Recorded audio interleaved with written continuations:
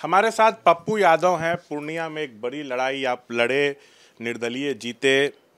अब बिहार सहित पूरे देश की नज़र आप पर टिकी हुई है। बीजेपी बहुमत से दूर है, अपने दम पर सरकार बनाने की स्थिति में नहीं है, लेकिन एनडीए को बहुमत है, सहयोगी दलों का समर्थन बीजेपी को है। लेकिन बीजेपी की नज़र छोटे दलों पर है, निर्दलीय सांसदों पर है। क्या पप्पू यादव एनडीए में जा सकते हैं? अच्छा, एक बात बताइए, जब मेरी पूरी आइडियोलॉजी आइडेंटिटी क्लियर है, हम रायबरेली, अमेठी, बनारस सब जगह गए हैं और मेरी आइडियोलॉजी कंप्लीट रूप से है कि बिहार को नंबर 1, कोसी सीमांचल को आगे देखना। और जिस तरह का ब्लेसिंग और जिस तरह का भरोसा प्रियंका जी और राहुल गांधी का पप्पू यादव पर है, रास्ता क्या बचता है। मेरा लक्ष्य है बिहार। अब मैं चाहता हूँ कांग्रेस मजबूत हो, कांग्रेस बढ़े, कांग्रेस की सरकार हो। तय करना नेता की जिम्मेदारी है। मैं आगे बढ़ना चाहता हूँ, बिल्कुल क्लियर है।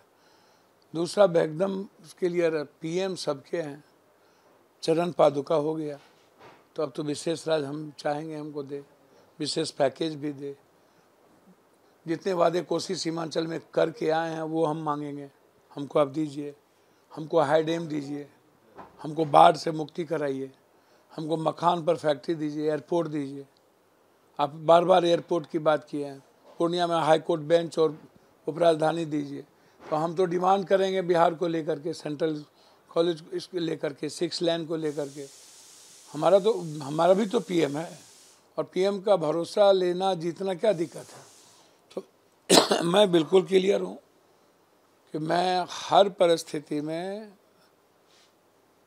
बिहार जिस उम्मीद से पप्पू यादव को युवा देख रहे, सीमांचल, खासतौर पर सीमांचल, कोसी और मिथिला, मैं उस भावनाओं के साथ खड़ा रहूँगा। नफरत की राजनीति नहीं होने दूंगा, और मैं एक्सपेक्टेशंस करता हूं कि भ्रष्टाचार जो आज जहर बन चुकी है उसकी लड़ाई लड़ूंगा। पप्पू जी, आप जैसे कहे कि नरेंद्र मोदी आपके भी पीएम हैं, जो उन्होंने सीमांचल से, कोसी से जो वादा किया था बिहार से, उसको पूरा वो करे। अगर वो वादा पूरा करते हैं, खासकर सीमांचल कोसी वाला, तब आपका क्या रुख रहने वाला है? मैं तो सीमांचल कोसी वाला जब वो सहयोग करेंगे तो किसी भी परिस्थिति में हम उनका सम्मान करेंगे।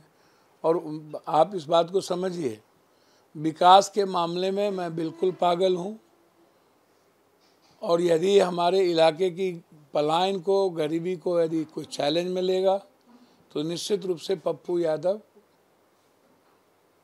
पीएम से सहयोग लेगा।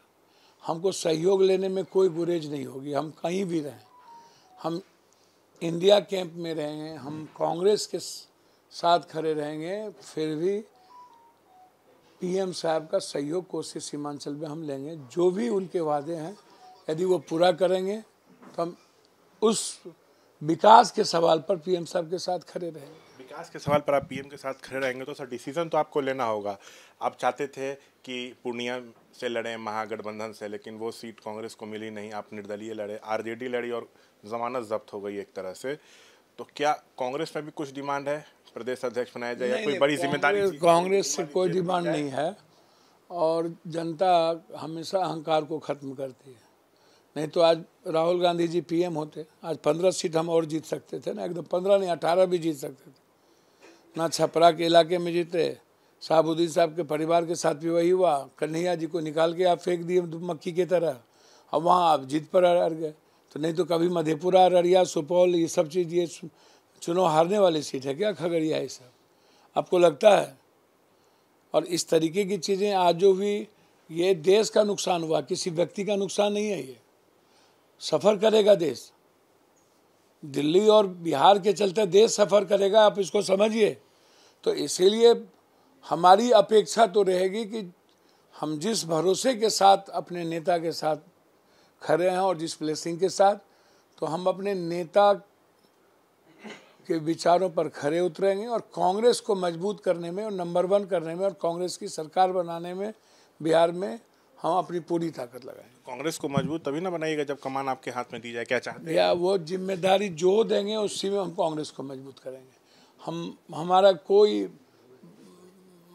दुकान नहीं खुली भी है, लेकिन हम बिहार मेरा लक्ष्य है, ये मैं आपको बता दूं। और क्या एनडीए के तरफ से संपर्क साधा गया है आपसे, खबरें आ रही हैं कि संपर्क एनडीए की तरफ से तो कुछ समझ में नहीं आती। आप लोगों को ही सबसे पहले खबर क्यों आ जाती है? ज्योतिष है आप लोगों की, भगवान है, क्या है?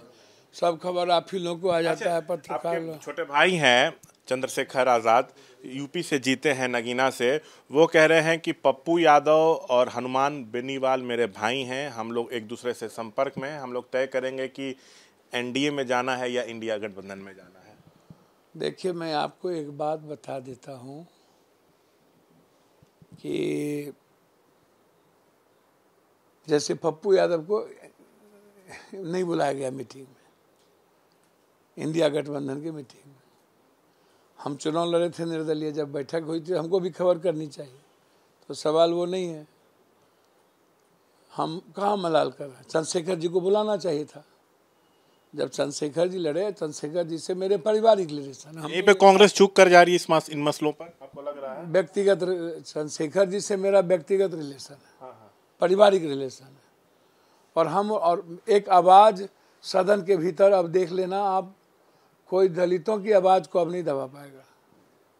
जैसे हम लोग लड़ते थे, हम लोग मिल के लड़ेंगे दलितों के सवाल पर, मुद्दों के सवाल पर। हम चंद्रशेखर जी बिल्कुल साथ रहेंगे, चंद्रशेखर जी, उसमें कोई बहस नहीं है। लेकिन इंडिया गठबंधन में जब पप्पू यादव होंगे तो हम तो एक्सपेक्टेशंस करेंगे चंद्रशेखर जी भी इंडिया गठबंधन में रहे, और चंद्रशेखर जी का सम्मान बढ़ना होना चाहिए। चंद्रशेखर जी को दरकिनार नहीं किया जा सकता है।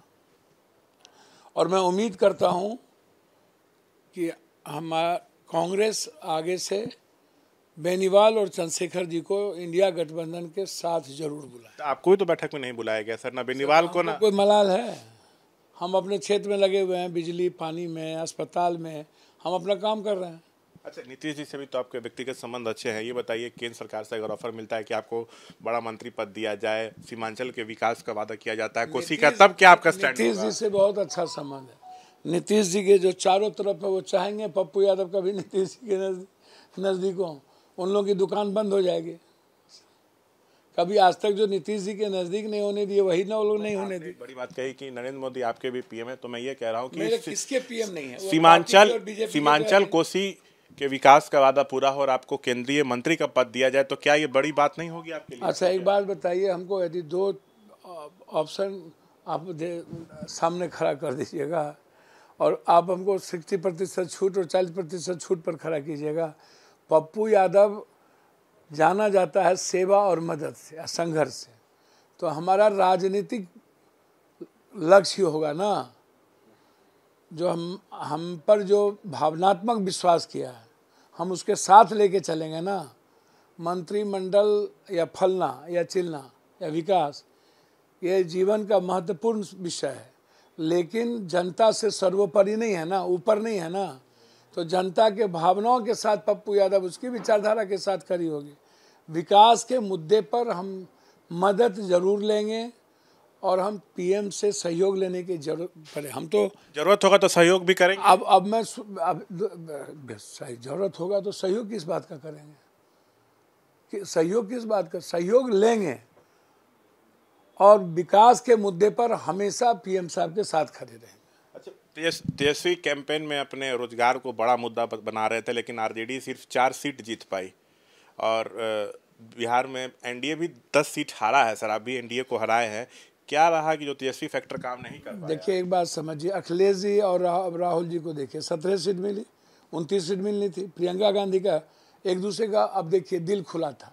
उद्धव जी, शरद पवार और राहुल जी का अब देखिए, यहाँ राहुल जी प्रियंका जी को एक बार लाने का बात ही नहीं हुआ। राहुल जी आए, मिसा जी का, एक तो मिसा जी वॉरियर की तरह लड़ी, रोनी भी वॉरियर की तरह लड़ी और हिना साहब भी वॉरियर की तरह लड़ी, प्यूरी वॉरियर की तरह लड़ी। लेकिन कौन लोग हराने में काम किए?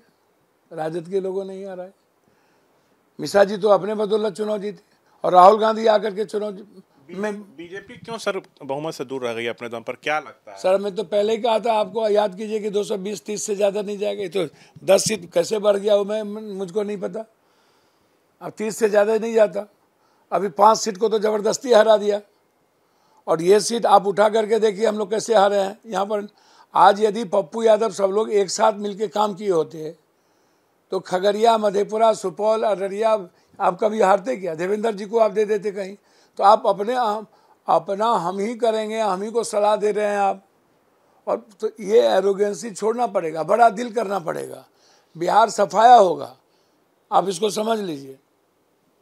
आप अत्यंत पिछड़ी जाति और ओबीसी का झुकाव इंडिया गठबंधन की तरफ है, दलित का झुकाव, इसको आप समझ लीजिए। अच्छा पप्पू जी, आप बीजेपी की तरफ ओबीसी का नहीं है झुकाव। ठीक है पप्पू जी, आप इंडिया गठबंधन की बैठक में आप नहीं गए, नहीं बुलाया गया, ना हनुमान बेनीवाल को, ना चंद्रशेखर आजाद को, ये अलग विषय है। लेकिन आप ये भी कहे कि कांग्रेस को हम बिहार में नंबर 1 बनाना चाहते हैं, लेकिन आपको जब बड़ी जिम्मेदारी दी जाएगी तभी ना बना पाइएगा। तो क्या कांग्रेस से कहिएगा कि अपना आपको लेकर रुख स्पष्ट करें, या आरजेडी से अलायंस तोड़े? आपको क्यों बोलेंगे रुख स्पष्ट करें?